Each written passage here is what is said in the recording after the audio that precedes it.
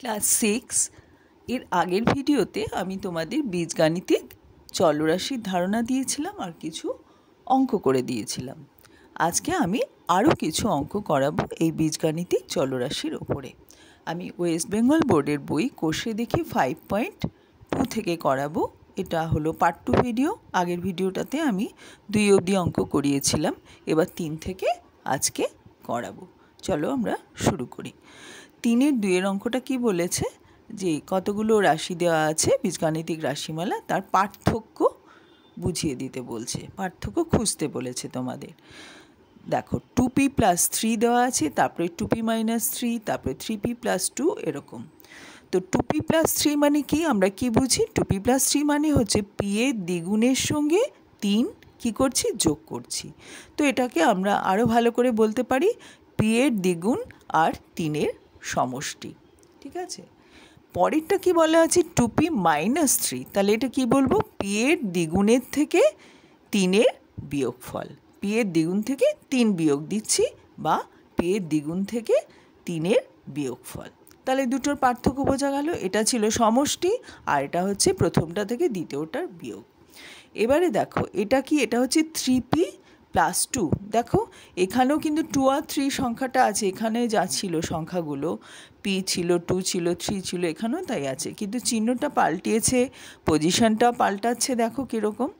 তো তাহলে এটা কি হলো, এটা হলো p এর 3 গুণ। 3p মানে কি, p এর 3 গুণ, তার সঙ্গে কি যোগ করছি, 2 যোগ করছি, তাহলে এটা হলো p এর 3 গুণ এবং 2-এর সমষ্টি বা যোগফল।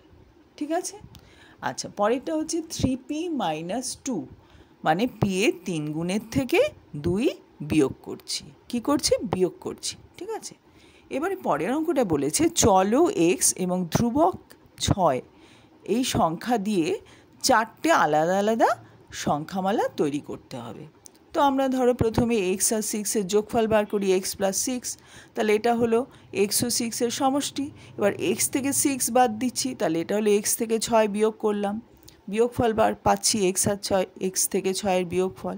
উল্টোটাও করতে পারতাম, 6 - x ও করতে পারতাম, তখন এখানে বলতাম 6 থেকে x বিয়োগ করছি।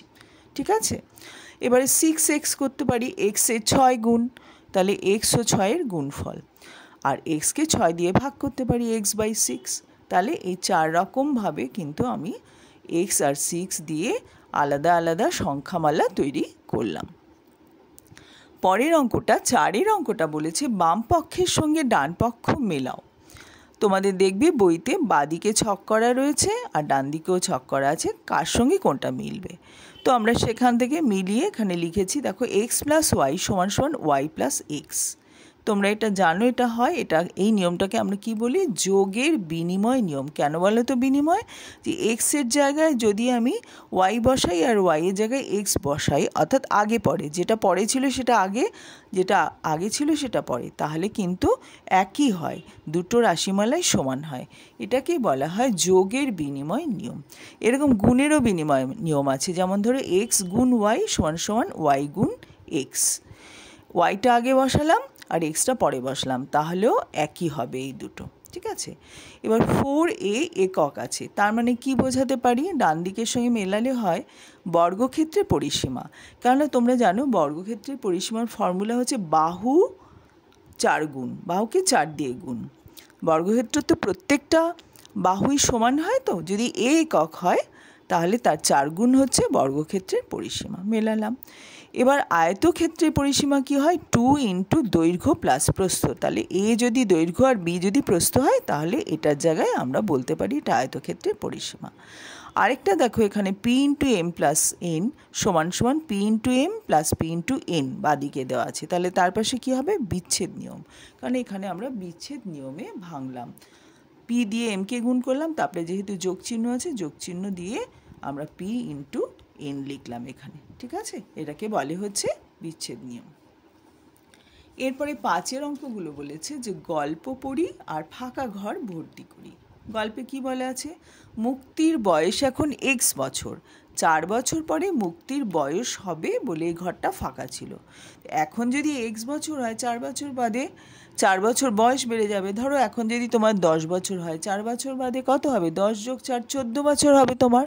তাহলে এখন যদি এক্স হয় পরে 4 বছর পরে হবে এক্স যোগ 4, এক্স প্লাস 4 বছর। ফিরোজের বয়স এখন ওয়াই বছর। 7 বছর আগে ফিরোজের বয়স কত ছিল সেটা এখানে লিখতে হবে। তাহলে আগে হলে কম হবে, 1 বছর আগে যেমন বয়স কম হয়। ধরো এখন যদি তোমার 10 হয়, 1 বছর আগে তোমার 9 বছর বয়স ছিল, 10 - 1।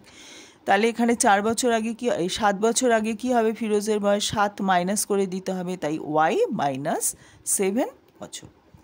এবার বলেছে কুমুদের বাগানে এক্সটি গাঁদা ফুলের চারাগাছ আছে, কিন্তু শাহিদার বাগানে কুমুদের চারাগাছে 3 গুণ চারাগাছ আছে।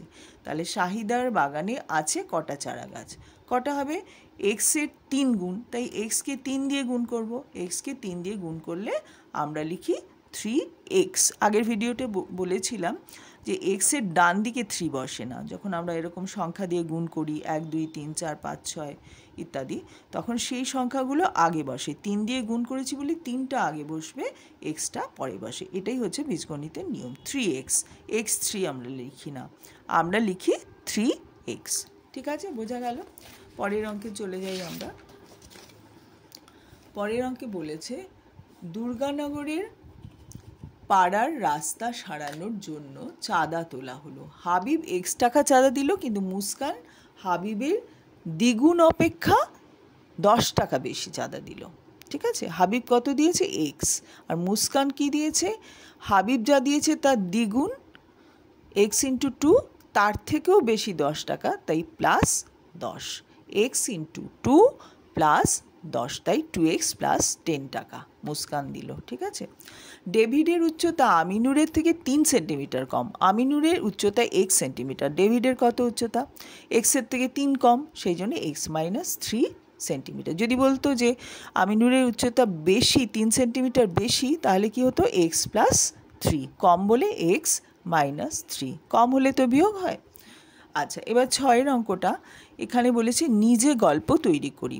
এর অঙ্কটা বইতে করে দেওয়া আছে, কাজে ওটা দেখে নেবে তোমরা। আর এটা আমরা দ্বিতীয়টা করে দিচ্ছি, y - 21 সেন্টিমিটার। দেখো এটা তো গল্প বানানো, এটা বিভিন্ন রকমভাবেই বানানো যেতে পারে, শুধু এককটা খেয়াল করবে। এখানে যেহেতু সেন্টিমিটার আছে, তাই কোনো কিছুর উচ্চতা হবে বা কোনো কিছুর দৈর্ঘ্য হবে, এটা কিন্তু ওজন হবে না। এটা যদি ওজন হতো তাহলে কিলোগ্রাম লেখা থাকতো, তখন গল্পটা অন্যরকম হতো। তো এখানে যেহেতু সেন্টিমিটার, আমি একটা গল্প বানিয়েছি যে আমার উচ্চতা y সেন্টিমিটার, আমার ভাইয়ের উচ্চতা আমার থেকে 21 সেন্টিমিটার কম। কম কেন বললাম? সাইনটাও খেয়াল করবে, এখানে y - 21 আছে, তাই বললাম যে আমার ভাইয়ের উচ্চতা আমার থেকে 21 সেন্টিমিটার কম। তাহলে ভাইয়ের উচ্চতা কত? না, y - 21 সেন্টিমিটার। এটাই হলো তোমার গল্পটা বা স্টোরিটা। তোমার উচ্চতা y ধরে নিলে, আর ভাইয়েরটা তোমার থেকে কম হবে। তুমি যদি বলতে দাদারটা কম, সেটা তো হয় না, দাদারটা বেশি হতো। ধরো y + 21 হলে তুমি বলতে পারতে যে দাদার উচ্চতা আমার থেকে 21 সেন্টিমিটার বেশি, তাই দাদার উচ্চতা y + 21। যেহেতু কম বলেছে, তাই কিন্তু এটা বুদ্ধি করে বলতে হচ্ছে আমার ভাই। সাধারণত তাই হয়, ছোট হলে তার উচ্চতাটা কম হবে, তো সেই হিসেবে তো আমরা সেই জন্য এখানে লিখেছি যে আমার ভাইয়ের উচ্চতা আমার থেকে 21 সেন্টিমিটার কম।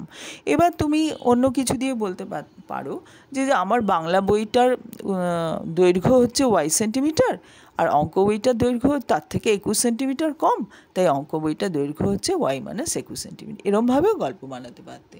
তো গল্পগুলো তোমরা নিজের মতো করে তৈরি করবে, স্টোরিগুলো। সেই জন্য আমি আর বেশি করাচ্ছি না, এই একটা দিয়ে বুঝিয়ে দিলাম।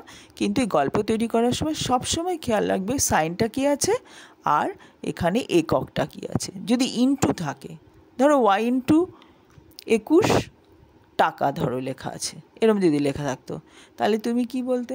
আমার কাছে 21 টাকা আছে, আমার তুমি ধর বলতে যে আমার কাছে y টাকা আছে, আমার বন্ধুর কাছে আমার 21 গুণ টাকা আছে, তাহলে আমার বন্ধুর কাছে আছে 21 y টাকা বা y × 21 টাকা। ঠিক আছে, এরকমভাবে বুদ্ধি করে গল্পগুলো করতে হবে। এখানে তোমাদের কল্পনার শক্তিটাকে কাজে লাগিয়ে তোমরা করবে, সেই জন্য আমি কিন্তু সবগুলো আর বলছি না। তো এখানেই শেষ করছি, আশা করি তোমরা বুঝতে পারলে। Thank you.